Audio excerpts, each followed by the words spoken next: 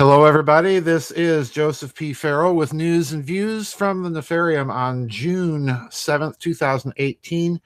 You might hear the occasional whine or squeal that's coming from the newly acquired canine commentary section that's sitting over on my bed. There she is, right to my desk. Her name is Shy. Lay down. Lay down. Lay down. Good girl. Her name is Shiloh, and when I talk, she loves to talk with me.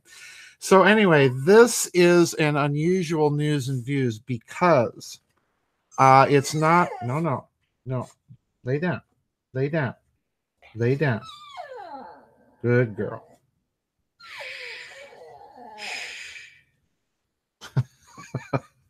Anyway, this is an unusual news and views because this story is not about my usual geopolitics, but this story I think is so important. It was shared by one of the regular readers here, Mr. E.O., and I want to read the whole thing, but I want to give you a bit of background to my commentary.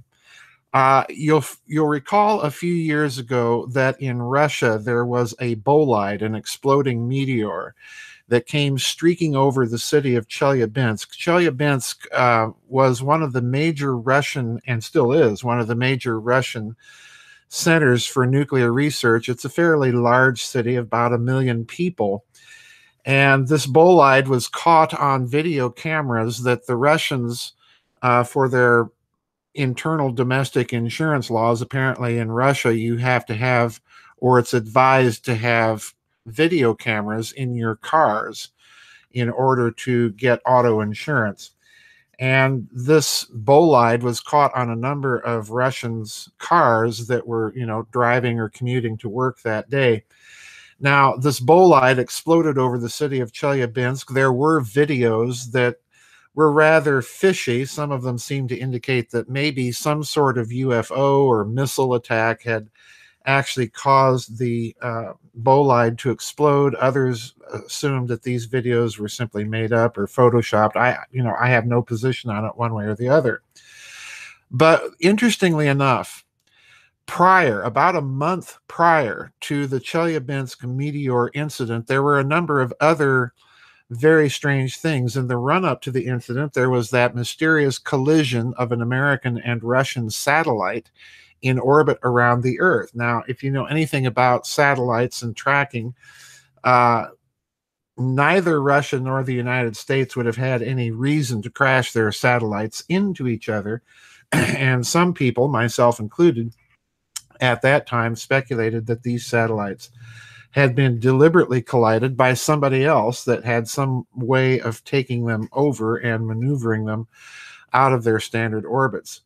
But in any case, prior to Chelyabinsk, the then Russian Prime Minister, still today Russia's Prime Minister Dmitry Medvedev, went on Russian television and spoke to the issue of asteroid defense. And it was a very peculiar interview. I don't know if any of you saw it, but it was a very peculiar interview in that he said to me two astonishing things. Number one, that Russia would have to build out a planetary asteroid warning and detection and defense system, that it preferred to do so internationally, but would do so on its own if it could not get any cooperation from other nations. And then the second thing he said was that it would be fairly easy to take out an asteroid using nuclear missiles, using the large hydrogen bombs on Russia's nuclear deterrent.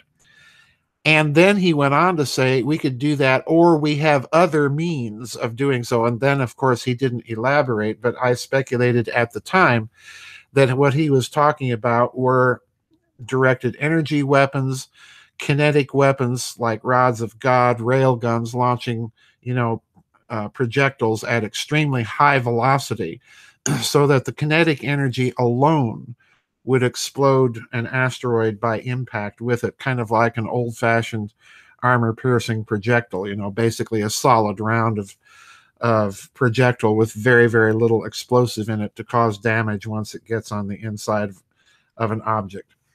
Now, with that in mind, I also want to refresh your memory about a very, very interesting statement that was made some years ago by Dr. Carol Rosen. Now, many of you are familiar with Dr. Rosen. She is interested in the subject of UFOs, and more importantly, she has been trying to negotiate on her own an international treaty prohibiting the weaponization of space. And she has been successful to a certain extent in getting a number of nations to sign on to this idea.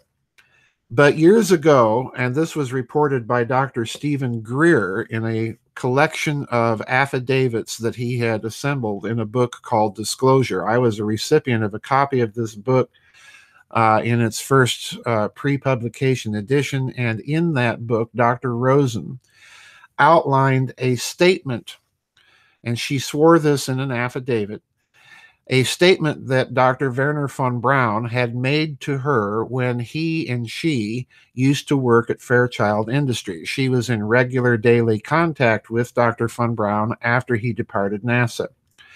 And von Braun told her that the plan of the elite, so to speak, in order to impose a global government was first to have communism as the main threat, then terrorism, then nations of concern, then asteroids, and finally extraterrestrials or aliens. All right. Now, if you look at that progression, it's rather interesting. This was about 20 years ago that this affidavit came out. It came out prior to 9/11, and all of the post 9/11 focus on terrorism and nations of concern. So it's been a rather prophetic and accurate affidavit. And now here we are talking about asteroids, because today's story that was shared by Mr. E.O. is titled "Asteroid Hits Earth Just Hours After NASA's Planetary Defense Shield Detected It." And I want to read this whole article. I've linked it for you. There's a number of videos there, including a video of the actual impact itself, which occurred in the southern part of Africa, in Botswana, I believe. You can actually watch this video of the impact. You'll see the fireball. You'll see the explosion as it hits the ground, and so on and so forth. It's a really impressive video. But I want to read this entire article and then get back to what I think may be going on here. I've got a number of scenarios running through my mind, from the plausible to the ridiculous, or as I like to call it, the high-octane speculation. So here we go. Asteroid 2018 LA, previously ZLA F9B2, seen at a farm in Vanzarilla, South Africa. This is the picture that tops it. You can actually look at it.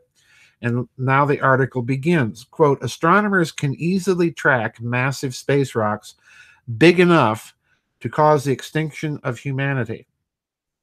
But smaller asteroids, which could wipe out a city, might only be detected hours or days before they smash into our planet. Now, a minor asteroid impact has once again reminded humanity of its dispiriting impotence in the face of cruel cosmic fate. NASA's planetary defense team glimpsed a 6-foot wide asteroid called 2018 LA on Saturday morning. Hours later, it hit Earth traveling at 38,000 miles per hour and caused a huge fireball to appear in the sky above Botswana, Africa. There was a much smaller object that we are tasked to detect and warn about. Pardon me, this was a much smaller object than we were tasked to detect and warn about. Let me repeat it. This was a much smaller object than we were tasked to detect and warn about," unquote, said Lindley Johnson, planetary defense officer at NASA headquarters. However, this real-world event allows us to exercise our capabilities and gives us some confidence that our impact prediction models are adequate to respond to the potential impact of a larger object. Now, you might think that 19 hours between detection and impact is a very short space of time. Think again. Humanity has only detected an asteroid on a collision course a handful of times, and Only one other of these sightings took place with ample time to spare before it hit us. The discovery of asteroid 2018 LA is only the third time that an asteroid has been discovered to be on an impact trajectory, said Paul Schodas, manager of NASA's Center for Near Earth Object Studies. It is only the second time that the high probability of an impact was predicted well ahead of the event itself.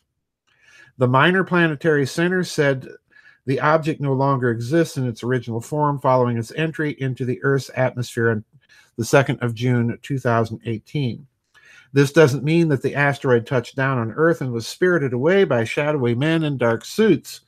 It is likely to have been totally obliterated when it smashed into our planet's atmosphere with very little debris falling to the Earth, but enough debris to make one impressive fireball during its impact at night in Botswana. So I do suspect that just like the Chelyabinsk meteor, that somebody's going to have men in black suits out there looking at this thing to determine if indeed, here it comes, part of my high octane speculation, this was a space rock. All right.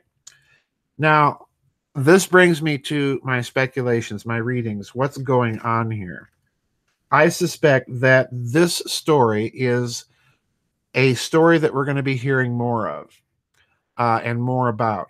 This is a plea for more money to beef up planetary detection and defense. We've already heard this from Prime Minister Medvedev prior to the Chelyabinsk meteor incident a few years ago. Now we have an actual impact with the story itself saying, well, if one of these small things hit a city, for example, it could wipe out the city. So in other words, they're presenting this as a toned down implicit threat that we have to defend against. This is a plea for more money to build up the system. All right. Now, that brings me to the second problem. The Chelyabinsk incident came, as I said, about a month after Prime Minister Medvedev's comments. They were conveniently and coincidentally prophetic. And I suspect that many of you, like I, suspected that this incident was kind of a staged celestial false flag, if I can put it that way. An incident where a rock is captured and thrown at the Earth to create a climate of opinion for beefed up asteroid or space defense. In other words, for the militarization of outer space. And again, remember Dr. Rosen's affidavit. First it's the communist bloc, then it's terrorists, then it's nations of concern, then it's asteroids, then it's extraterrestrials. So I suspect that they are using this type of incident, if not creating it. And I know that that sounds odd, but let's step back from the article and speculate a bit more. If you suspect, as I do, that there has been for several decades a secret space program with a hidden system of finance in the trillions, if not by now quadrillions of dollars, to develop and emulate technologies that are vastly different than the ones that we're publicly familiar with, it is conceivable that they might have a technology, quite literally, to direct, steer, or guide asteroids, and hence to use them as some sort of planetary bombardment object. So I do think it is possible that you can have this type of false flag being staged as a kind of event to prepare us for the militarization of space and an expanded planetary defense system. Now, the catch here is that in the Rosen affidavit, all of this was prelude or preparatory to the establishment of a global government. Well, if you're going to have a planetary defense system to save humanity from the impact of a rogue asteroid, you would have to have a coordinated system. In other words, even if this were not a centralized system of a centralized world government, you're going to have some sort of coordinating mechanism, say, between a Russian defense system and an American one, or a European one and a Chinese one. So there's got to be a command structure that is to some extent centralized in order to coordinate any planetary defense. So this is a very important story to me. It fell quite literally like the asteroid, almost literally off the radar. And I think you're going to be hearing more of this type of thing, if not of actual asteroid impacts. I would be suspicious of more impact stories. In other words, if the impact stories start to exceed the normal statistical impact, then yeah, we might be looking at a scenario where these things are being deliberately staged. But you're going to see, I suspect, more stories of this nature coming, as this one does at the tail end of President Trump's speeches about we need a space force. I find this highly suspicious. So we're looking at a make it happen scenario, folks. This is what I think we're looking at. An important story. I want to thank Mr. EO for sending it along, and I want to thank you for patiently listening to my high octane speculations. Now, we do have a members vid chat tomorrow. This will be the America's Pacific Rim time zone vid chat at 7. I will probably be here, as I usually am, early for pre-chat. We've already got some questions that have been submitted. And I want to alert everybody about that. Plus, the new Canine Commentary Center will probably be present. So I will have to take the occasional break, not just for me, but for the Canine Commentary Center. So anyway, that's it for today's news and views. We'll see you on the flip side. Bye-bye, and God bless.